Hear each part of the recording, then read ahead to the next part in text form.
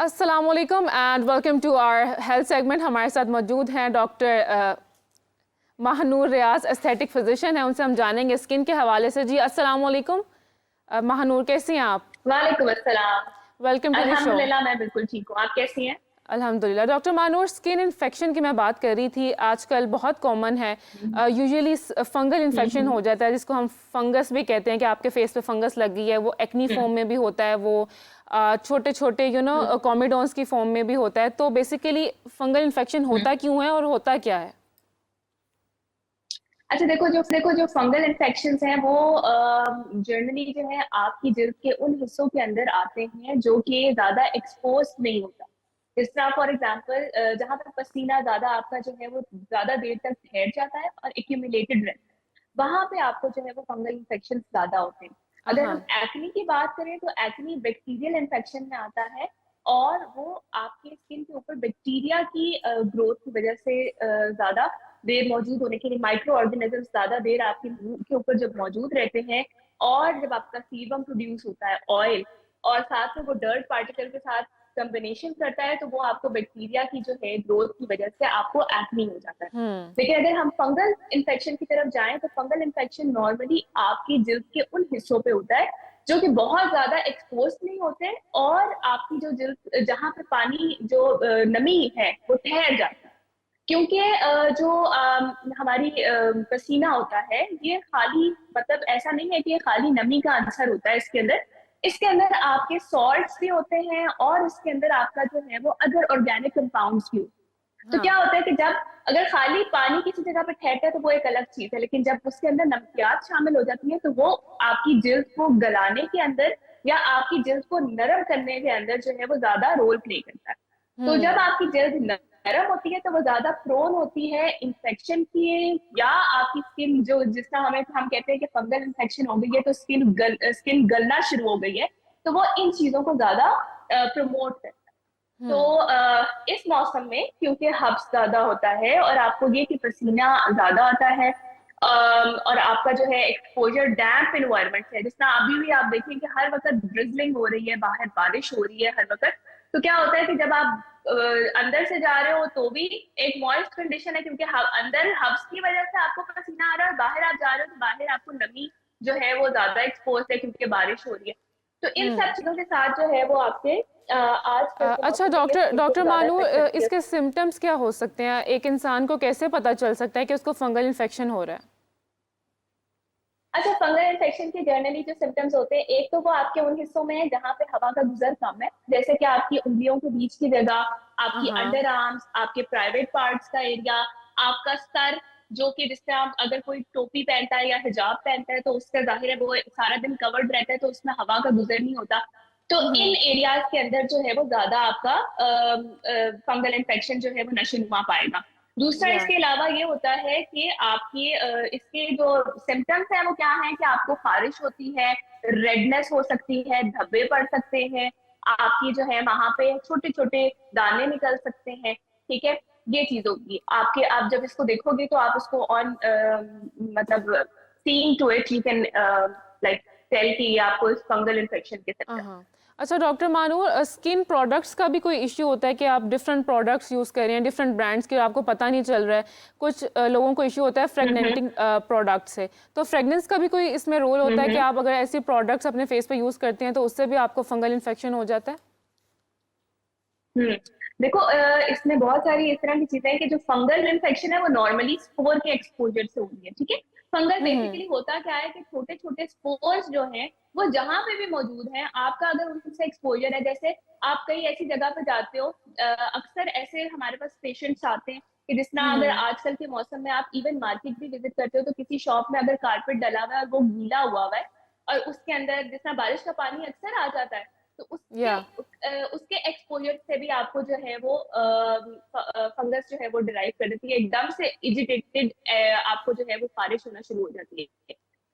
इसके अलावा प्रोडक्ट्स के अंदर भी बहुत सी चीजें ये हैं कि जिस तरह हम किसी का कंघा इस्तेमाल कर लें, किसी का टॉवल इस्तेमाल कर लें, किसी का ब्रश इस्तेमाल कर लें, क्योंकि ये स्पोर से फैलने वाली चीज है, तो ये हर उस चीज से फैलती है जिसको उस बंदे ने यूज किया हुआ है, या उस बंदे के इस्तेमाल में रही है जिसको जो है वो फंगस का ऑलरेडी स्पोर प्रेजेंट है, उससे ये ट्रांसमिट होती है।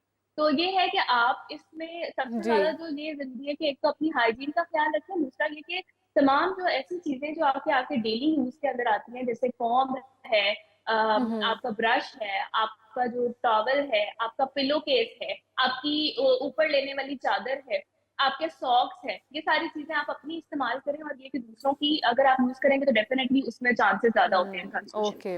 अच्छा डॉक्टर मानूर, जो फंगल इन्फेक्शन है वो स्किन के किस हिस्से पर होता है? जैसे कि अभी मैंने बात की फेस पर, आपने बताया हाथों में हो जाता है, सॉक्स पहनने की वजह से हम्म आपके पाँव में भी हो जाता है, हम्म तो क्या बालों में भी हो हम्म जाता है? बिल्कुल बालों में हो जाता है। बालों में तो राबिया आजकल के दिनों में बहुत सारे पेशेंट्स हैं जो हैं वो सेबोरिक डर्मेटाइटिस के प्रॉब्लम के साथ आते हैं, हाँ। क्योंकि उसमें ये होता है कि आपका जो वो स्पोर से ही फैलने वाली है। हम्म तो बालों के अंदर भी इसमें ये हमारे पास नॉर्मली सेबोरिक डर्मेटाइटिस की प्रॉब्लम होती है, जो कि ज्यादातर हमें रिपोर्ट होती है। एथलीट फुट या रिंग वॉर्म्स जो है वो आपके हैंड्स एंड फीट से रेलेवेंट प्रॉब्लम्स जो है वो ज्यादा रिपोर्ट होते हैं। और बैक्टीरियल इन्फेक्शन में जाएं तो हमारे पास एक्ने के केसेस जो है वो हम्म। ज्यादा बढ़ जाते हैं।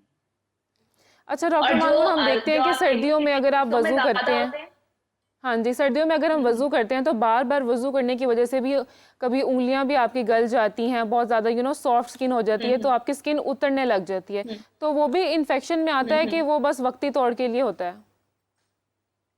देखिए हम क्योंकि सर्दियों से रेलेवेंट अगर आप बात करो राबा, तो ये है कि अगर हम नॉर्मली सॉक्स का इस्तेमाल ज्यादा होता है सर्दियों में, हम्म तो ये होता है कि अगर आप गीले पाँव के ऊपर जब आप वजू करते हो तो जाहिर है आपने प्रॉपर्ली अपने हैंड्स एंड फीट वॉश करने होते हैं, अंदर से भी प्रॉपर्ली हमें मसा करना होता है। तो ये कि वो आप जब करते हो तो जाहिर है आपकी जो इनवर्ड्स ऑफ या द फिंगर्स जो है वो रह जाती है वेट, और फिर हम जब हम्म उनके ऊपर सॉक्स पहन लेते हैं और फिर हम क्लोज्ड शूज पहन लेते हैं, तो उसकी वजह से ये चीज फैल सकती है। तो इसको प्रिवेंट करने के लिए जरूरी ये है कि एक आप अपनी जो सॉक्स हैं वो कम से कम डेली वॉश करें, हम्म और या चेंज कर लें, एक या दो पेयर रख लें कि आप एक दिन एक यूज कर लें और वॉश करके दूसरा यूज कर लें। देन उसके अलावा एंटी फंगल पाउडर्स होते हैं जो कि आप अपने फिंगर्स के बीच में डाल सकते हैं। उससे ये होता है कि वो ड्राइनेस को प्रमोट करता है, जो मॉइस्चर है उसको अब्जॉर्ब कर लेता है, तो आपकी स्किन जो है वो वहां से गलती नहीं है। हम्म। उसके अलावा एंटी फंगल क्रीम्स भी होती हैं, और अगर आपकी कोई कंडीशन बहुत ज्यादा सिवियर हो गई है तो आप उसके अंदर जो है वो ओरल जो है एंटी फंगल ट्रीटमेंट को भी लेते हैं।